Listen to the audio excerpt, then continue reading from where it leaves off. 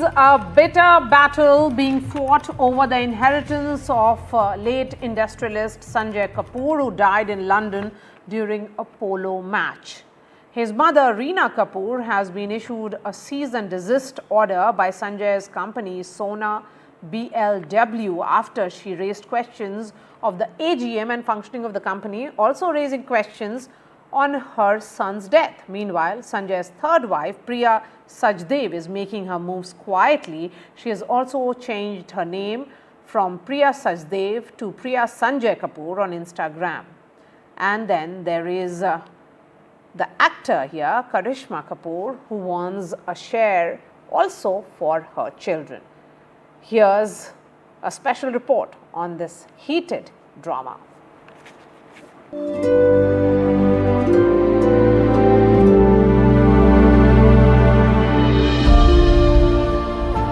A mother, a wife, 2 ex-wives and 2 sons, a daughter and a stepdaughter, and a $300 billion inheritance.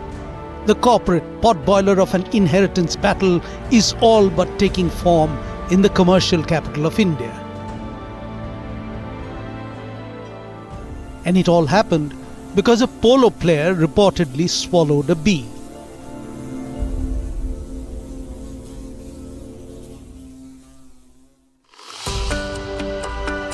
Inheritance, the continuity of community.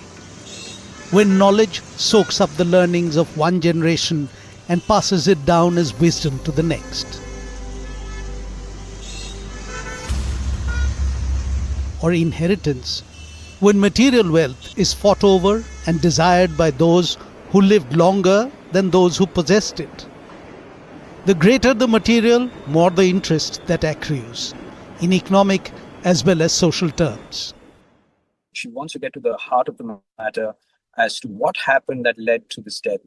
To her, this is not just another freak accident as was made out to be initially. And I think that's the main focus.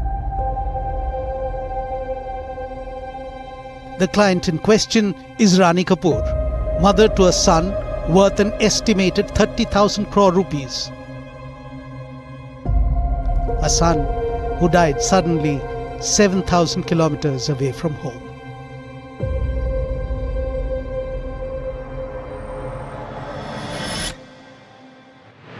Sunjay Kapur, the 53-year-old promoter of the company Sona Comstar, was out playing polo in Windsor, England, when he had a heart attack. He reportedly swallowed a bee, which then stung him, causing the attack. That in turn killed him.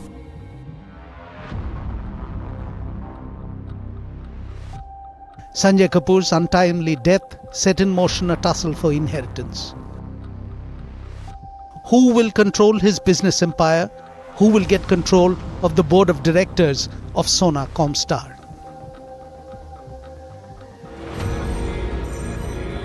Sanjay took charge of Sona Comstar, the Gurugram-based auto components giant, in 2015, succeeding his father Surinder Kapur. The astute businessman soon steered the company beyond the borders of India. This meant footprints in China, Mexico, and the US. Global expansion also meant a manifold increase in net worth.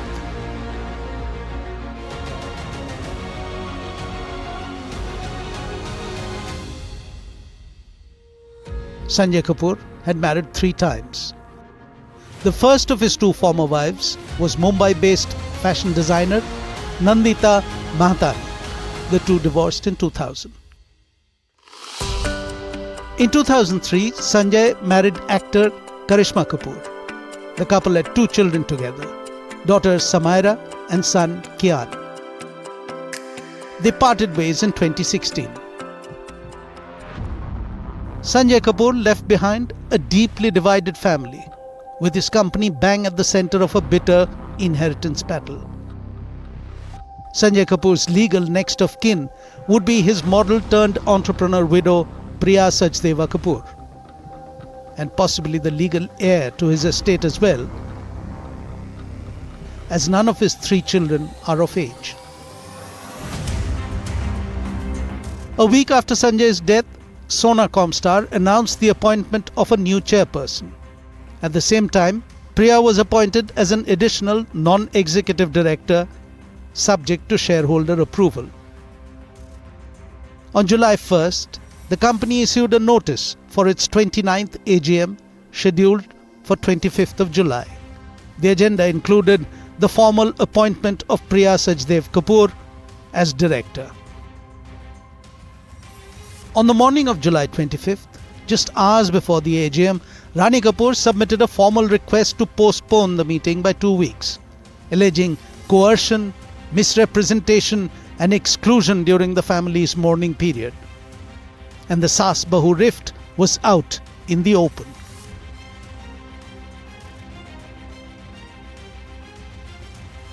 I still don't know what happened to my son. I'm old now and need closure before I go. I remember the early days of Sona, built with care, sacrifice and love.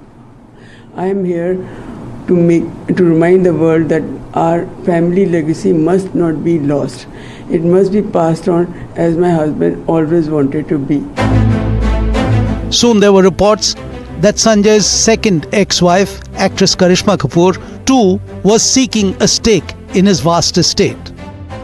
Karishma Kapoor is said to have received a sizable alimony settlement when they divorced in 2016. Reports at that time also were that Sunjay Kapur had set aside a $140 million bond for their children.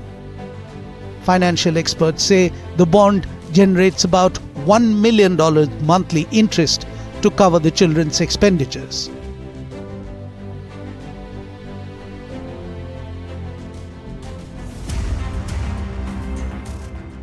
Despite Rani's objections, the AGM confirmed Jeffrey Mark Overlay as chairman and Priya Sajdev as a director. Internal records suggest Priya's legal position is strong, potentially sidelining other family members.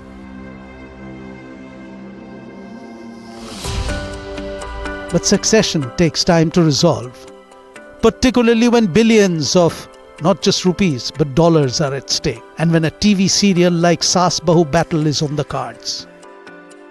How long this episode of a succession drama will take to play out will depend on where it gets screened, behind closed doors of the family or in the public realm of courts. Wherever it plays and whatever the outcome, tongues will wag for long and people will not give up speculating on conspiracy theories. Because society, after all, thrives on schadenfreude, the interest in the misfortune of others.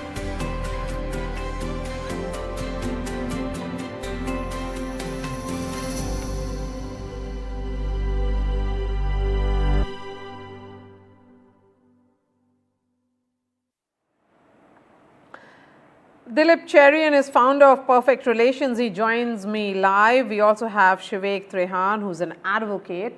Shivek, in the absence of a will, who is the inheritor? Hi, that's a bit of a complicated question because in this particular case, firstly, not a lot of information is available in the public domain. From what we understand, the dispute essentially is going to be regarding who is the beneficial owner of Aureus Investments Private Limited, which is the 28% shareholder in Sona Comstar. Now, Ms. Rani Kapoor, from what we understand, has issued a communication where she is claiming that she is the beneficial owner of that 28% shareholding in Sona Comstar. But the position taken by Comstar is that she has not been a beneficial owner since 2019. Now, also, your question was with respect to who will be the inheritor in the absence of a will. Now, even that question, frankly, to be honest, we don't know whether there is today a will or not. Nobody has actually denied the existence of a will or claimed the existence of a will. So as of now, I think we'll have to wait and watch, because if you have access to Ms. Rani Kapoor's letter, which was written to the board of Comstar, that also is quite cryptic in the manner it's worded.